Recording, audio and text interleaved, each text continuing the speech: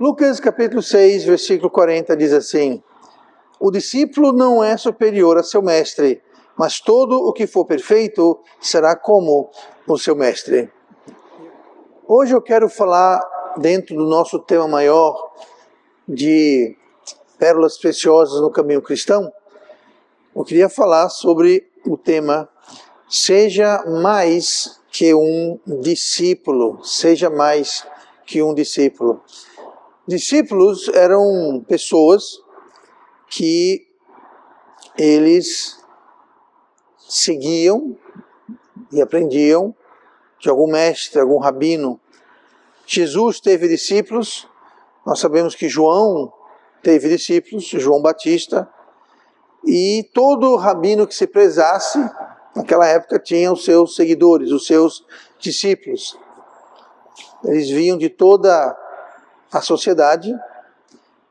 Dos apóstolos, nós sabemos que haviam pescadores, pelas escrituras, podemos saber que tinham pescadores. Mateus era um cobrador de impostos, e o apóstolo Paulo, ele era um fazedor de tendas.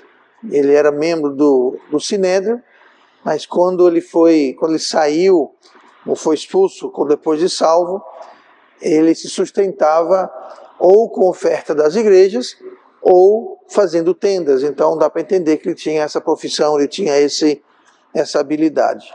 Mas várias pessoas de várias profissões e da sociedade eram discípulos. O discípulo, como nós lemos aqui no versículo 40, o discípulo não é superior a seu mestre. Como diz aqui, o discípulo não é superior ao seu mestre, mas tudo que for perfeito será como o seu mestre. Então, apesar de não poder ser superior ao seu mestre, e faz sentido, né? Se o discípulo é superior, se o discípulo sabe mais, se o discípulo é mais habilitado do que o seu mestre, então tem que mudar. Então o mestre tem que ser o discípulo do seu discípulo, que sabe mais do que ele. Tá? Então, ele não pode ser superior, mas ele pode ser igual. O que nós lemos aqui. O discípulo pode ser igual, ser como, né? Ele será como o seu mestre. Para alcançar isso, para ser perfeito, para ser como o seu mestre, ele tem que ser perfeito. Como diz aqui, todo o que for, o quê? O discípulo, todo o que for perfeito, será então igual. Então nós podemos almejar a ser igual. Uma vez que o discípulo passa a ser superior ao mestre, então ele deixa de ser discípulo, ele pode ser igual, mas ele não pode ser superior, não porque é proibido, mas porque então ele passa de ser um discípulo, e ele passa a ser um mestre, que agora ele é superior, então ele muda então não é uma questão de habilidade ou permissão, uma questão de posição. Uma vez que o discípulo, o aluno, sabe mais que o professor, então agora o professor se tornou aluno o discípulo do que era o discípulo então. Mas olha essa palavra perfeito. Essa palavra perfeito, ela não quer dizer ser santo, ser perfeito em todos os sentidos. Não é isso. A palavra perfeito é a palavra grega katarizo. E essa palavra katarizo, ela tem uma latitude de sentido muito maior que no português. Tá? Vou citar aqui alguns exemplos do que essa palavra katartizo significa. Tá? E vou ler alguns versículos aqui e vou ver outras palavras que são usadas para traduzir o que é traduzido em Lucas 6,40 como perfeito. Mas foi traduzido em Romanos 9,22, por exemplo. Romanos 9,22 fala assim: e que direi se Deus, querendo mostrar a sua ira e dar a conhecer o seu poder, suportou com paciência os vasos da ira preparados para a perdição? Essa palavra preparados é a palavra katartizo, que é a mesma palavra que é traduzida perfeita em Lucas 6,40. Aqui é traduzida como preparados. E Marcos 1,19, e passando dali um pouco mais adiante, viu Tiago, filho de Zebedeu, e João, seu irmão, que estavam no barco consertando as redes. A palavra consertando é a palavra katartizo. Mesma palavra que é usada como perfeito lá em Lucas 6,40. 1 Coríntios 1,10. Rogo-vos, porém, irmãos, pelo nome de nosso Senhor Jesus Cristo, que digais todos uma mesma coisa, e que não haja entre vós dissensões, antes sejais unidos em um mesmo pensamento, em um mesmo parecer. A palavra unidos é a palavra katartizo, que é traduzida como perfeito, lá em Lucas capítulo 6, versículo 40. Em Hebreus 13, 21, vós aperfeiçoe em toda boa obra para fazeres a sua vontade, operando em vós o que é perante ele agradável por Jesus Cristo, ao qual seja glória para todo sempre. Amém. A palavra aperfeiçoe é a mesma palavra. Essa última, aperfeiçoe, está muito mais perto de perfeito, porque aperfeiçoar é fazer perfeito. Mas vai muito além de perfeito, quer dizer unido, quer dizer preparado, quer dizer consertado. Consertado. Os filhos de Zebedeu estavam consertando, estavam fazendo as redes perfeitas, porque estavam imperfeitas, estavam com falhas, estavam com rasgos, então eles estavam consertando, eles estavam fazendo a rede completa. Então, quando fala que o discípulo não é superior ao seu mestre, mas tudo que for perfeito, então a palavra perfeito está falando sobre ser aperfeiçoado, ser unido, consertado, preparado. Então, quando o discípulo ele é consertado, quando o discípulo ele é preparado, quando o discípulo é unido ao seu mestre, então ele pode ser igual. Tá? Então, nós podemos almejar a sermos perfeitos neste sentido de estar preparados. Então, nós devemos, então, uma vez que nós somos igual ao nosso mestre, nós não podemos ser superior. Tá? Humanamente falando, nós podemos ser superior aos nossos mestres, humanamente falando. Mas quando o nosso mestre é Cristo, nós nunca vamos ser superior a Cristo, convenhamos. Mas o que nós podemos fazer, nós podemos ser como Ele. Não no sentido pleno da sua plenitude como Deus, mas no sentido que nós podemos ser mestres também. Então, seja mais do que um discípulo, devemos ser mestres. Inclusive, em Hebreus capítulo 5, versículo 12, o autor de Hebreus, que eu pessoalmente acredito que é o apóstolo Paulo, não vou brigar com quem não acredita assim, porque a carta não é explícita, não diz quem é exatamente, como as outras dizem. Eu acredito que é Paulo, mas enfim. Mas Hebreus 5,12 fala assim: porque devendo já ser mestres pelo tempo, ainda necessitais de que se vos tornem a ensinar quais sejam os primeiros rudimentos das palavras de Deus, e vos haveis feito tais que necessitais de leite e não de sólido alimento. Então aqui está dizendo, devendo já ser o quê? Mestres. Pelo tempo. Então, você já é crente o tempo bastante, é o que está dizendo aqui, que pelo tempo que vocês têm de salvação, pelo tempo que vocês têm que foram salvos, vocês já deviam ser mestres, vocês já deviam ter igualado-se.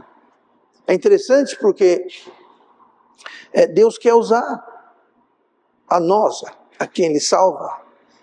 Ele não quer nos salvar e deixar a gente aqui mofando, acumulando poeira.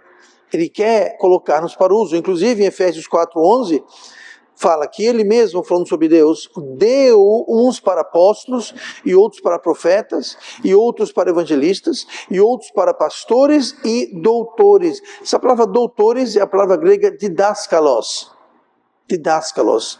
É interessante porque essa palavra didáskalos é a mesma palavra usada em Lucas 6,40. O discípulo não é superior ao seu mestre didáskalos. Mas todo aquele que for perfeito será como o seu mestre didáskalos. Ou seja, em Efésios 4:11 está dizendo que Deus deu alguns. Então Deus, Ele chamou, Ele equipou, habilitou pessoas para serem apóstolos, profetas, evangelistas, pastores e doutores. Essa palavra pastores e doutores não são duas coisas, é uma coisa só. São pastores que são didáskalos. Tá? Todo pastor necessariamente precisa ser um mestre, num sentido alguém que ensina, um ensinador. Tá? Se alguém não tem o dom de ensinar, então ele não foi chamado por Deus. Ele vai ser excelente pastor, mas ele não sabe ensinar. Então não foi Deus que chamou ele. Simples. Porque aqui está dizendo, esses doutores e mestres são pastores e doutores, são pastores que são doutores, no sentido que são mestres, que são didáscalos, que são ensinadores. Então você veja que Deus ele quer que eu e você, independente de ser pastor ou não, mas todo mundo deve ser o quê? Um didáscalos, um mestre. E todo discípulo, quando ele for perfeito, consertado, preparado, unido, aperfeiçoado, ele pode ser um didáscalos, ele pode ser um mestre. Ele pode ensinar as pessoas na igreja, formalmente ou informalmente. Ele pode ensinar os seus filhos, seus colegas, seus amigos, seus vizinhos. Todas as pessoas que ele entra em contato são candidatos a serem ensinados. Para ensinar, você não precisa ter uma sala de aula e uma lousa, e você não precisa ter um púlpito, talvez na igreja aqui uma reunião onde você... Não precisa disso.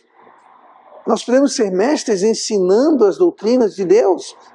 Não é questão de posição. Ah, não, eu tenho que ter uma posição, tenho que ter um crachazinho, eu tenho que ter uma sala de aula. Não, está fugindo do objetivo. Didáscalos é alguém que ensina, alguém que transfere conhecimento. É o que nós podemos ser. Então nós podemos ser mais do que discípulos. Nós podemos e devemos ser mestres. Então sejamos mais do que discípulos. É o que Deus espera de nós, que nós devemos fazer. Mas hoje eu quero falar sobre alguns aspectos de ser um discípulo. Porque todo discípulo ele pode ser igual ao seu mestre. Então olhe comigo para João, o Evangelho de João, capítulo 1, e olhe no versículo 35 de João 1. Eu vou ler do 35 ao 37, que diz assim: no dia seguinte, João estava outra vez ali. Isso que é João o Batista. E 2 dos seus discípulos, note que João tinha discípulo, como eu falei agora há pouco, João tinha discípulo. E 2 dos seus discípulos, e vendo passar a Jesus, disse: eis aqui o Cordeiro de Deus. E os 2 discípulos de João, e os 2 discípulos ouviram-no dizer isto e seguiram a Jesus. Então, esses 2 discípulos de João, quando João apontou para Jesus e falou: ali está o Cordeiro de Deus, eles deixaram de ser discípulos de João e foram ser discípulos de Jesus. Tá? Quem eram esses? Bom, nós não temos aqui, um deles era André, irmão de Pedro Simão. E Pedro Simão começou como um discípulo, tá? E Pedro Simão, nós temos o chamado dele, claro, é óbvio. Tá? Ele está pescando e Jesus o chamou para ser pescador de homens. Mas ali Pedro teve um chamado claro, nós podemos colocar o dedo nas escrituras. Agora, André não teve um chamado, porque André era um dos discípulos, João 1, a gente leu João 1, 35 e 37. Olha agora para João 1, versículo 40. Tá? É na sequência do que nós lemos sobre João, que falou de Jesus, é o Cordeiro de Deus, e 2 dos seus discípulos ouviram isso e foram atrás de Jesus. Versículo 40. Era André, irmão de Simão Pedro, um dos 2 que ouviram aquilo de João e o haviam seguido.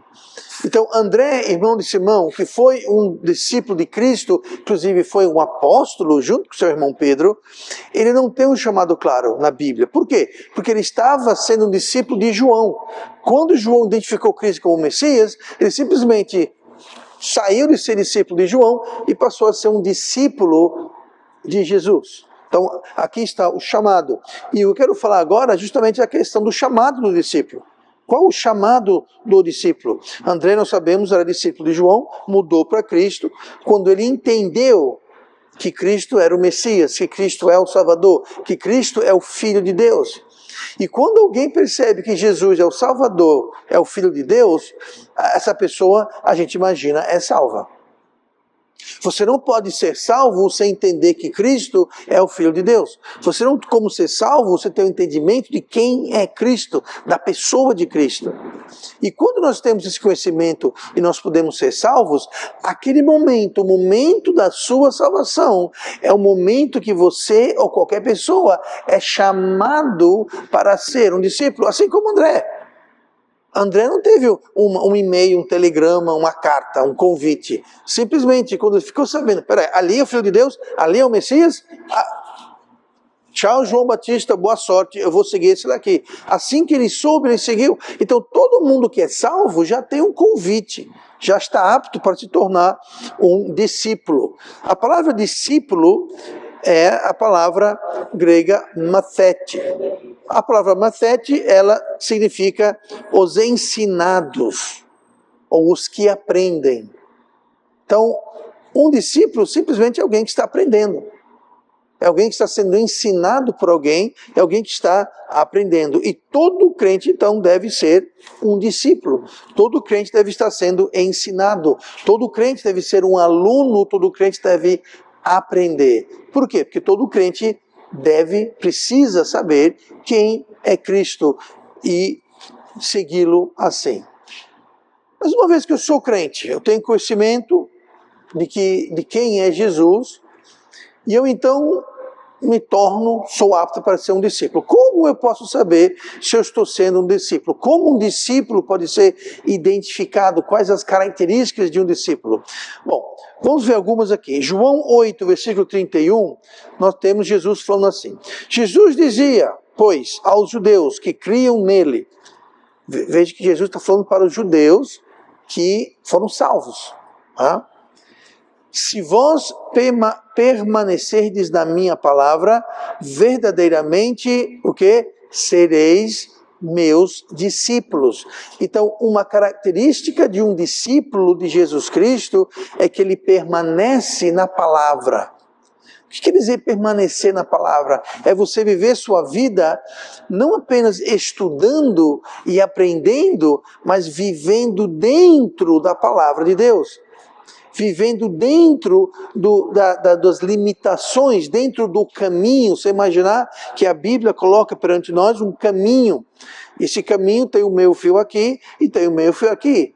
Depois o meio fio tem uma ribanceira dos dois lados. Quando nós permanecemos na palavra, nós estamos aprendendo, é o que o discípulo faz, mas não só aprendendo, permanecendo. Nós permanecemos, nós vivemos dentro do que é estabelecido pela palavra de Deus.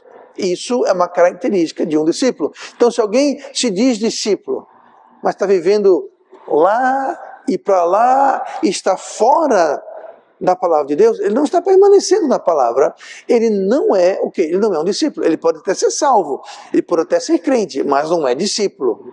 E nós devemos ser discípulos. João 15, versículo 8, nos traz outra característica de um discípulo. Nisto é glorificado meu Pai, que deis muito fruto, e assim sereis meus discípulos. Então, uma característica é você permanecer na palavra, a outra característica é você não dar fruto, dar muito fruto. Então, um discípulo é alguém que está dando muito fruto. Não, pastor, mas eu dou fruto. Mas você dá muito fruto? Porque um discípulo, ele não só dá fruto, ele dá muito fruto, que é o que glorifica o Pai. Em João 13, versículo 35, nós temos outra característica de um discípulo. Nisto todos conhecerão que sois meus discípulos, se vos amardes uns aos outros. Uma característica do discípulo de Cristo é que o discípulo de Cristo vai amar os outros crentes.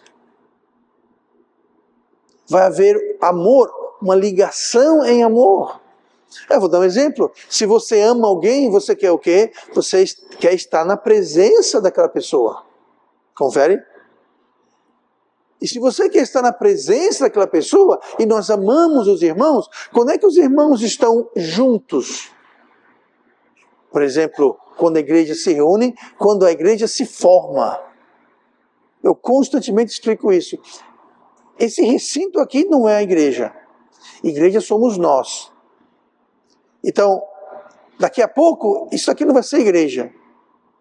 Vai ser um salão vazio, como era algumas horas atrás. Agora a igreja, não pela placa na frente, agora a igreja porque nós estamos reunidos. Então, as pessoas vão saber que nós somos discípulos porque nós amamos os irmãos, o que inclui estar querer reunido quando a igreja se reúne.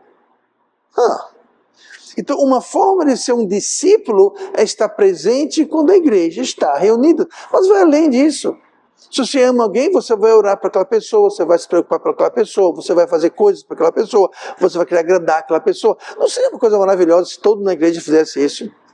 Eu sei que fazemos, eu não estou dizendo que não existe isso. Eu estou falando que isso caracteriza algo que vai ser um emblema, vai ser um distintivo do povo de Deus. O amor que os crentes têm uns pelos outros. Por isso saberão que sois meus discípulos. Então nós temos alguns distintivos. O discípulo permanece na palavra, o discípulo dá muito fruto, os discípulos amam um ao outro. Mateus 4,19 temos outro discípulo, outro distintivo. Mateus 4,19. E disse-lhes: vinde após mim, e eu vos farei pescadores de homens. Então, outra característica que temos aqui é que discípulos são pescadores de homens. Agora entenda, nem todo mundo é pescador como o irmão André. O irmão André chega a dar raiva. Onde ele for pescar, ele pega peixe. Só choveu, tem uma poça d'água. Ele pesca peixe da poça d'água. É impressionante, nunca vi coisa igual. Outras pessoas, como eu, por exemplo, eu vou pescar, mas eu não pesco peixe. Aliás, eu não pesco nada, nem uma bota velha eu pesco. Mas eu vou pescar. Estou lá com a minha varinha, eu estou lá com a minha isca. Então alguém pode pescar, mas não quer dizer que você vai pegar peixe. Então uma característica de um discípulo não é que ele pega o peixe, homens. Não é o pegar, é o pescar. Eu costumo dizer, o importante da evangelização não é só quando você tem alguma alma salva, alguma decisão por Cristo. Você pode sair e você não tem ninguém salvo. Mas por mais que a gente não queira esse resultado, o importante é que você foi. O importante é que você lançou a isca, você lançou o anzol, você lançou a rede, você foi pescar. Pescar o quê? Homens, mulheres, crianças, jovens. Nós fomos pescar. E uma característica de um discípulo é que ele evangeliza, se alguém é salvo ou não, não é a característica do discípulo, não é que ele leva pessoas a Cristo, ele leva o evangelho às pessoas. Se a pessoa vai ou não aceitar Cristo, aí não tem nada a ver com ele. Por mim, quando eu for pescar, eu quero pegar todos os peixes, mas não depende de mim. Depende do peixe estar no lugar certo, na hora certa, com o apetite certo, pela coisa certa, para você fisgar o peixe. Mas o importante é que um discípulo, uma característica de um discípulo, é que ele é pescador de homens. E na sequência, o versículo 20 de Mateus 4, então eles, deixando logo as redes, seguiram-no. Outra característica de um discípulo é a obediência. Jesus falou, siga-me e eu vos farei pescadores de homens. E então eles, deixando logo as redes, seguiram. Eles não ficaram, deixa eu pensar, deixa eu jejuar, deixa eu falar com o meu pastor, deixa eu falar com fulano, Não, Jesus falou na hora. Obediência. O que são então características de discípulos? Eles permanecem na palavra, eles dão muito fruto, eles amam uns aos outros, eles são pescadores, eles estão buscando levar o evangelho para as pessoas e eles são obedientes. Características de discípulos. Então isso nos torna preparados, unidos, aperfeiçoados para sermos mestre. Então, um dia você quer ser um mestre, quer ser igualado ao mestre, você precisa ter essas características, que são as características de um discípulo. E quando o discípulo for perfeito, completo, unido, aperfeiçoado, então ele será como o mestre, com essas características. Uma última característica, um discípulo verdadeiro tem prioridades corretas. Em Marcos 1:20, que é paralelo com Mateus 4, e ele os chamou, e eles, deixando o seu pai, Zebedeu, no barco, com os empregados, foram após ele. Então aqui Jesus chamou esses discípulos, os filhos de Zebedeu, e eles foram logo.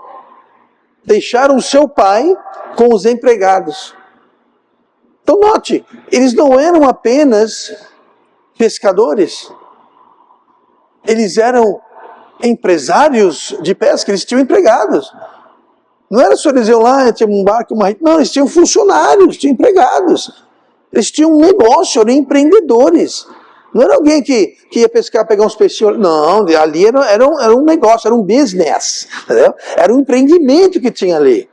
Jesus falou, sigam-me. Eles largaram tudo e foram-se embora. Um discípulo tem as prioridades corretas. Eu não estou dizendo aqui que é para todo mundo largar seus empregos, largar seus afazeres, para ser pescador de homens. Eu não estou dizendo isso. Eu estou dizendo, e se fosse? Eu vou dar um exemplo. Eu não gosto de dar, porque parece que eu estou me gloriando. Mas eu tinha uma carreira, eu tinha um trabalho, eu tinha uma profissão razoavelmente boa. Deus, o chamado que Deus tinha para mim exigia que eu deixasse aquilo de lado. Mais uma vez, isso não quer dizer que se você não largar o seu emprego agora, se você, Lucas, não largar seu trabalho agora, tá? Se você, Vitor, largar, vocês não são, eu não estou dizendo isso. Eu estou dizendo o seguinte, e se Deus chamasse? Qual seria a sua prioridade?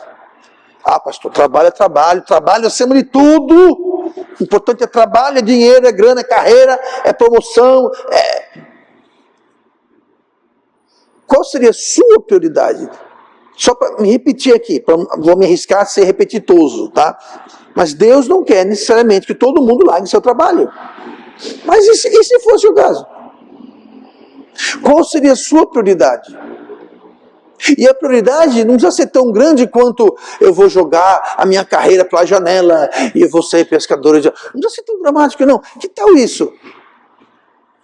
Você vai ler a Bíblia hoje ou você tem outra prioridade?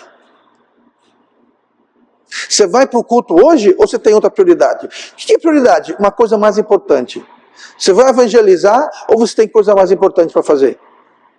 Ah, pastor, sabe o que é? É que sábado à tarde não é um dia bom para mim. Ok, o dia tem 7 semanas e cada dia tem 24 horas. Não há nada de mágico ou santo de evangelizar quando a igreja evangeliza. Aquele é um dia que a gente faz para fazer juntos. Mas você não precisa vir com a igreja, você pode ir sozinho, qualquer dia da semana.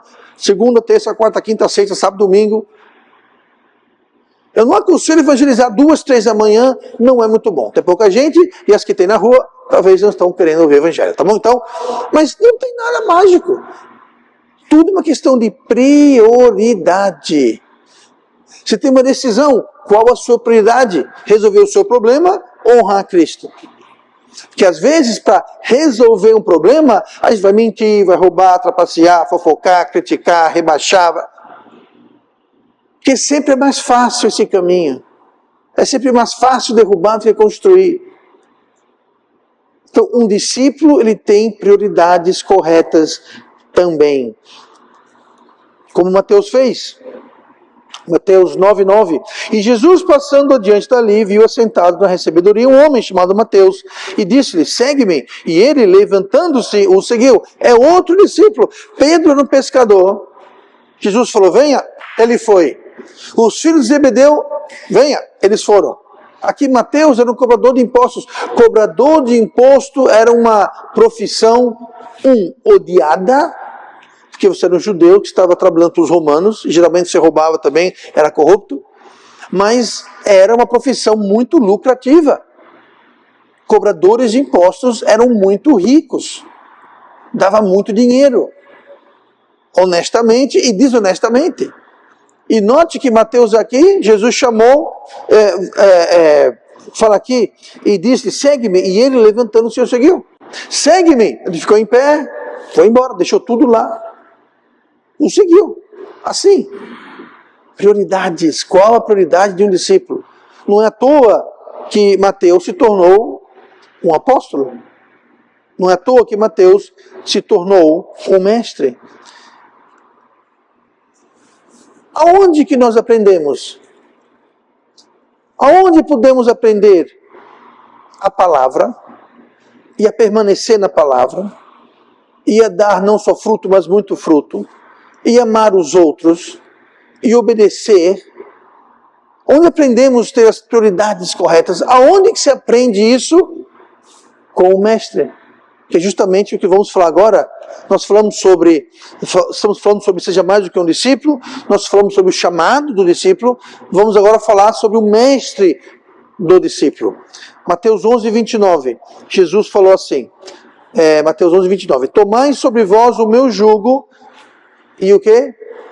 E aprendei de mim, aprendei de mim, que sou manso e humilde de coração, e encontrareis descanso para as vossas almas. De onde nós aprendemos a ser as características do discípulo? Nós aprendemos de Cristo. Aprendemos o nosso mestre. É Ele que nos ensina. Ele falou, aprendei de mim. Como que aprendemos dele? Tomando sobre nós o seu jugo. Trabalhando, fazendo. O jugo é um implemento agrícola. O jugo não é um travesseiro, uma almofada, um sofá. Não, o jugo é um implemento agrícola de trabalho, de labor. Para você ser um discípulo, e para você aprender a ser um discípulo, você tem que arregaçar as mangas e trabalhar. Você tem que fazer, obedecer, cumprir. Bom entendimento tem todos aqueles que o quê? Cumprem os seus mandamentos. Salmo 111, versículo 10. Cumprir, quer ter entendimento? Obedeça. Cumpra. Faça. Coloque o jugo. Aprendei de mim. Tomai sobre vós o meu jugo e aprendei de mim. Você não tem como aprender de mim se você vai ficar assim, ó. Quando eu aprender, eu faço. Não. É fazendo que você vai aprender.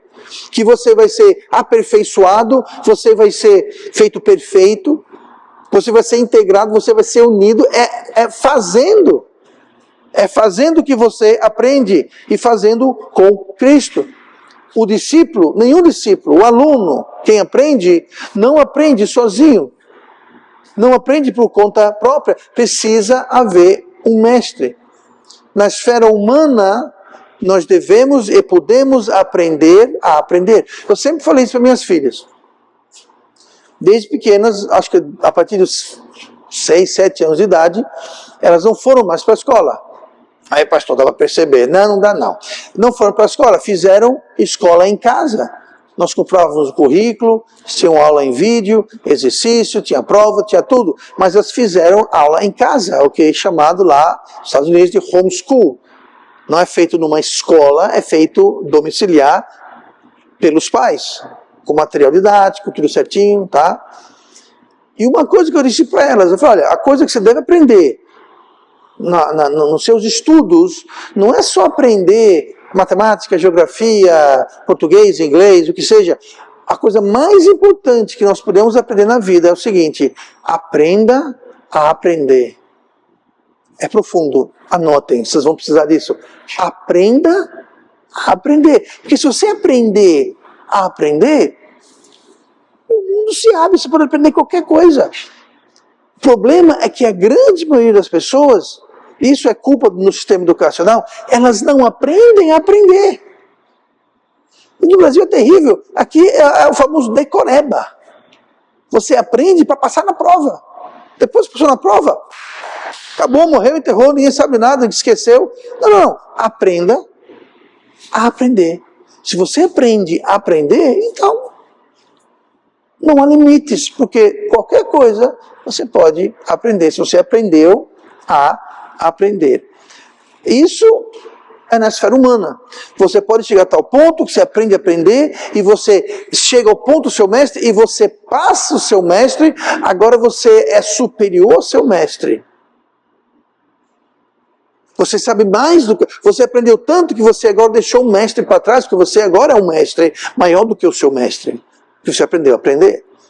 Mas na esfera espiritual, o nosso mestre é Cristo. Aí é difícil você ser superior a Cristo. É difícil você passar de Cristo. É difícil você querer ensinar Cristo. Triste é que tem muita gente que faz isso. Eles sabem tanto da palavra de Deus que começam agora a criticar, retirar, mudar, atualizar as doutrinas de Deus, porque eles dizem, está muito defasado. Gente, se a Bíblia está defasada, se as doutrinas de Deus estão defasadas, então Deus é defasado. E se Deus está desfasado, então Deus é retirado da nossa vida, da nossa sociedade. Mas não é isso que está acontecendo no mundo, pastor? É exatamente isso. As pessoas acham que sabem mais do que Deus. Que precisam atualizar a Bíblia, as doutrinas, modernizar? Não, não precisa, porque Deus nunca muda, a sua palavra nunca muda, e o ser humano nunca muda. Essa ideia de querer tirar Deus não é nada recente, sempre houve. Começou com Adão e Eva. Enfim, não vamos fugir do assunto. Então, espiritualmente é diferente, porque nós temos o mestre dos mestres. E nós nunca seremos superior a ele.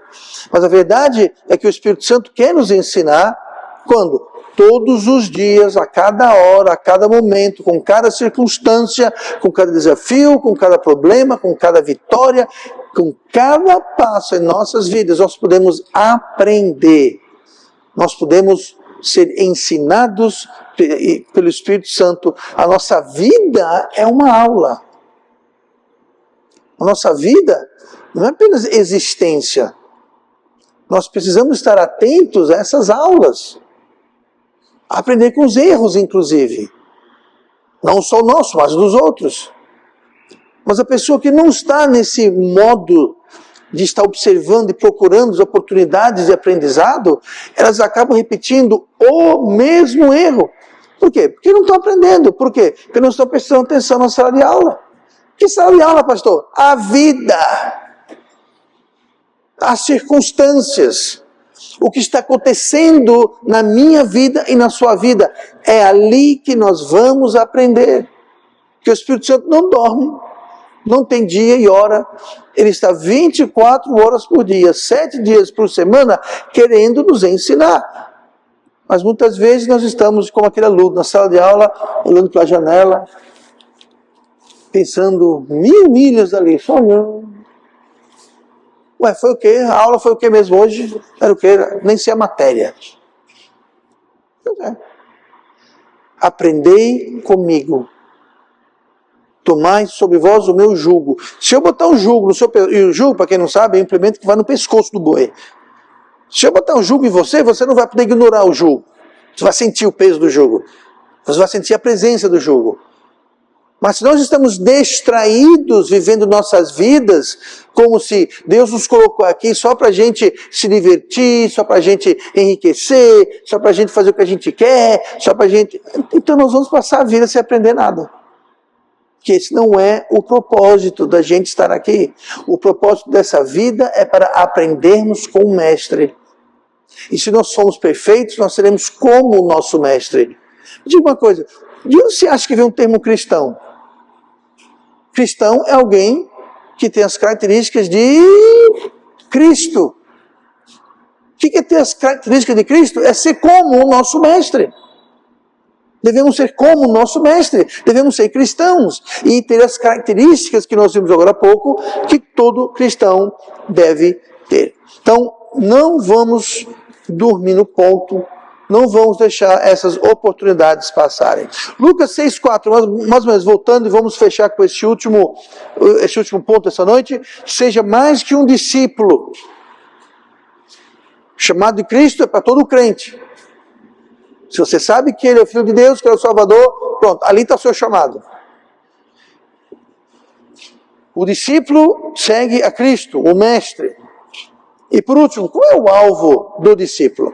O discípulo não é superior ao seu Mestre, mas todo que for perfeito será como o seu Mestre.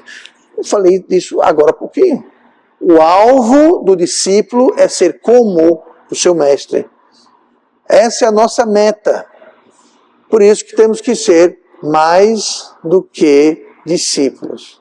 Devemos ser mestres. Pastor, Pedro foi discípulo. Foi. João foi um discípulo. Mateus, discípulo. Mas, pastor, eles foram apóstolos. O apóstolo, se houver uma hierarquia, é mais alto do que o discípulo. Quantos discípulos a gente tem na Bíblia? Quantos discípulos de Jesus nós temos no Novo Testamento? Ninguém sabe o número, mas são centenas e centenas e centenas. Apóstolos, só teve quantos? 13. 13, pastor? 13. Contando Judas. Então, obviamente, ser um apóstolo é mais do que ser um discípulo. E só teve 13, e só vai ter, não vai ter 14, 15, 16, só teve 13 e foi encerrado as inscrições para apóstolo. Não tem mais apóstolo.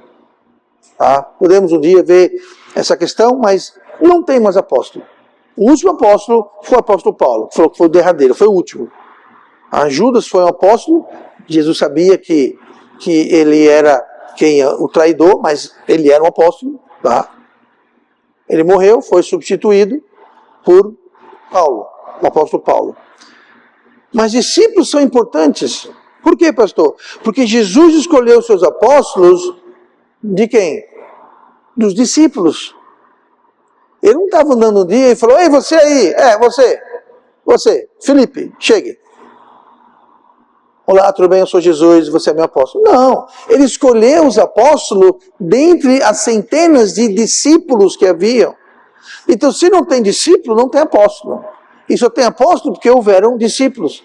Lucas 6,13 fala assim: e quando já era dia, chamou a si os seus discípulos, escolheu 12 deles, a quem também deu o nome de apóstolos. Pronto, aqui é quando Jesus chamou os discípulos. Note que fala que ele chamou os seus discípulos, versículo 13, Lucas 6. Quando já era dia, chamou a si os seus discípulos, e escolheu 12, a quem também deu o nome de apóstolo. Aí 14 começa: Simão, o qual também chamou Pedro, e André, seu irmão Tiago, e João, Filipe e Bartolomeu, Mateus e Tomé, Tiago, filho de Alfeu, e Simão, chamado Zelote, e Judas, irmão de Tiago, e Judas Iscariotes, que foi o traidor. Então você veja, ele chamou os discípulos e falou: você, ok, agora vocês são apóstolos. Dentre os discípulos. Então Deus não vai chamar mais apóstolos. Eu sei que tem muita gente por aí dizendo que apóstolo não é. São falsos, imitadores, tá bom? São falsos apóstolos. Então hoje você não vai ser chamado para ser apóstolo. Mas você pode ser chamado por uma série de coisas. E de onde Deus vai chamar essas pessoas? De dentre os discípulos, os que têm características de discípulo, que serão chamados para uma obra maior, uma obra mais avançada. Natanael, um exemplo aqui de um discípulo, tá? Natanael foi um discípulo, mas ele não foi apóstolo. Lá em João 1:45, diz assim: Filipe foi um apóstolo, foi um discípulo e um apóstolo. Filipe já era um discípulo.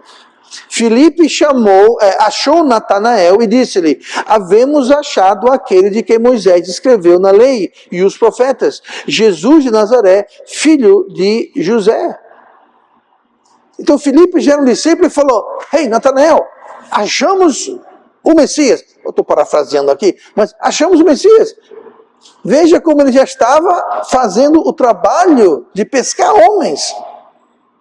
Ele estava anunciando Jesus. Aí no versículo 49, Natanael respondeu e disse-lhe: Rabi, tu és o Filho de Deus, tu és o Rei de Israel. Note como Natanael, que não conhecia Cristo, conheceu Cristo a partir de Filipe, que era um discípulo. Filipe não era ainda um apóstolo. Filipe era um discípulo. Filipe falou para Natanael de Cristo. Natanael foi salvo e Natanael se tornou um discípulo. Inclusive, Natanael se tornou um discípulo aqui no início do ministério de Cristo, e Natanael continuou um discípulo no final do ministério de Cristo. Mas ele, apesar de estar ali no bojo com os que seriam os apóstolos, Natanael nunca foi chamado para ser apóstolo, mas permaneceu um discípulo fiel até o fim. Em João 21, a gente leu isso em João 1, João 21, no final, e depois disso, versículo 1 de João 21. E depois disso, manifestou-se Jesus outra vez aos seus discípulos. Jesus apareceu para os discípulos, junto do mar de Tiberíades, e manifestou-se assim. Estavam juntos Simão Pedro, apóstolo, e Tomé, apóstolo, chamado Dídimo, e Natanael. Natanael era apóstolo? Não. Ele era um dos discípulos. Jesus apareceu para os discípulos. No meio dos discípulos a quem ele apareceu, tinham 2 apóstolos, mas tinha também Natanael, que não era. E Natanael, que era de Caná, da Galileia, os filhos de Zebedeu e outros 2 dos seus discípulos. Então veja como Natanael era discípulo foi feito discípulo por um outro discípulo, Filipe, e continuou fiel até o fim do relato de João. Ele continuou seguindo e servindo a Cristo e pregando o Evangelho. Mas nunca foi chamado para apostolado. Então, os apóstolos são importantes, mas discípulos são tão importantes quanto. É como eu aqui. O pastor é importante na igreja? Sim, mas não é mais importante do que o resto dos irmãos. Eu tenho uma posição que tem um destaque maior talvez, mas não quer dizer que eu sou mais importante. Eu sou um pecador igual a vocês, eu fui salvo do mesmo jeito que vocês. Deus me chamou para ser pastor da igreja, doutor, pastores e doutores, tá? Então eu ensino, eu prego, eu aconselho, eu pastoreio, eu cuido, mas não quer dizer que eu pessoalmente sou melhor do que ninguém, porque eu não sou melhor do que ninguém. Então, só porque alguém não é apóstolo, não quer dizer, você é só um discípulo. O que se vê muito aqui nas igrejas, isso me deixa, vou usar uma palavra mais forte, mas digamos, eu fico triste. A importância é ter um cargo. Aí você tem secretário disso, superintendente daquilo, aí você tem todo mundo tem que ter um cargo, porque se não tiver cargo, não faço nada. Aí tem que ter pastor presidente, pastor assistente, pastor... E às vezes a igreja é uma igreja pequena. E tem 4, 5 pastores. Pastor disso, pastor de espirro, pastor de tossipa. Eu estou sendo leviano aqui. Mas por quê? Porque tem que arrumar cargo para todo mundo. É como se fosse um cabide de emprego. Porque a pessoa só fica na igreja se tiver um cargo. Aí tem presbítero, diácono, assistente, aí tem diaconisa, presbiterana, aí sai inventando coisas. Aí pastor fica pouco, agora é profeta, patriarca, apóstolo. O que mais tem hoje? Eu sou apóstolo, eu sou profeta, eu sou patriarca, eu sou... Gente, quem sabe o que é isso? É pessoas achando que usar um crachá vai fazer deles mais bambambam do que o outro. Gente, o solo é nivelado ao pé da cruz, é todo mundo igual. Todo mundo é igual. E ninguém deve julgar ninguém ou se achar que é mais importante. E o que seria a igreja? Eu estou aqui, mas não tem ninguém na igreja. Ninguém trabalha na igreja, ninguém evangeliza, ninguém faz... E muita gente aqui faz muita coisa de várias maneiras. Sabe uma coisa? Tem que ser assim. Porque a igreja não é o pastor. A igreja é a igreja. É como um corpo. A cabeça é importante? Mas a cabeça sem um corpo não vai conseguir fazer muita coisa. Então sejamos mais do que discípulos. Todos nós podemos ser mestres. Então veja bem, se no ecossistema aqui da Igreja Batista Metropolitana, se eu sou um mestre, todos podem ser como o mestre. Como assim? Todos nós podemos trabalhar na obra, como muita gente faz, de várias formas. Isso é ser mais do que um discípulo. É se tornar um mestre. E o mestre dá exemplo, o mestre serve, o mestre ajuda outros a serem perfeitos, a serem como o mestre. Então vamos viver como um verdadeiro discípulo, verdadeiro aprendiz. Mas a nossa meta é ser como o nosso mestre. Busque a Cristo. Aprenda com Ele. Ouça a sua voz, ouça as suas instruções, obedeça. E seja mais do que um discípulo, seja um mestre.